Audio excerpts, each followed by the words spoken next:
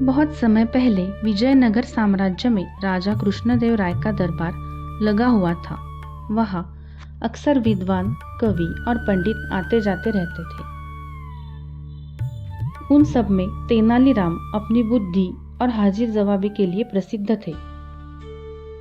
एक दिन दरबार में एक दूर गांव से आया हुआ पंडित पहुंचा। वह बहुत बड़ा पंडित होने का दावा करता था। उसने राजा से कहा, महाराज, मैं बहुत ज्ञानी हूँ।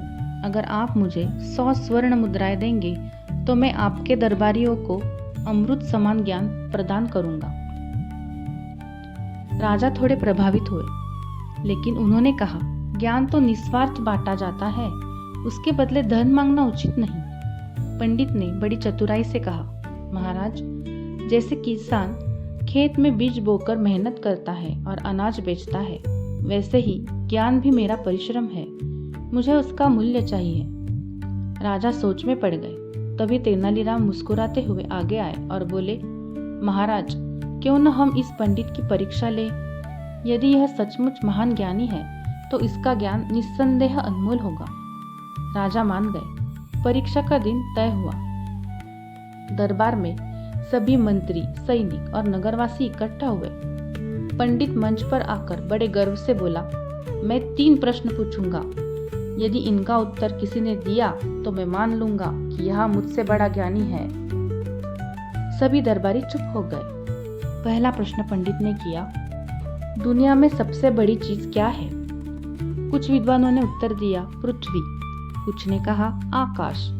पर पंडित हंसकर बोला, गलत, इसका सही उत्तर मैं ही जानता हूँ।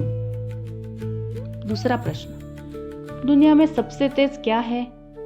किसी ने कहा हवा, किसी ने कहा घोड़ा, पर पंडित फिर हंस पड़ा। तीसरा प्रश्न, दुनिया में सबसे मीठी चीज क्या है? लोगों ने कहा गुड़, शहद। लेकिन पंडित ने तभी कहा, नहीं, आप सब अनजान हैं। इसका भी उत्तर सिर्फ मुझे पता है। राजा परेशान हो गए। तभी तेनालीराम उठे और बोले, महाराज, क्या मैं इसका उत्तर दे सकता हूँ? राजा ने इजाजत दी। तेनालीराम ने मुस्कुराकर पंडित की ओर देखा और कहा, दुनिया में सबसे बड़ी चीज है लोभ। क्योंकि आकाश भी सीमित है, पृथ्वी भी सीमित है, लेकिन इंसान का लालच असीमित है। पंडित का चेहरा उतर गया। तेनालीराम ने आगे कहा, दुनिया में सबसे तेज है विचार। आग झपकते ही मन हजारों मील दौड़ जाता है। अब दरबारियों ने ताली बजाई। फिर तेनालीराम बोले, और दुनिया में सबसे मीठी चीज है बोली। मधुर वाणी किसी के दिल को जीत सकती है, जबकि कड़वी वाणी रिश्ते तोड़ सकती है। पूरा दरबार वाह वाह से गूंज उठा।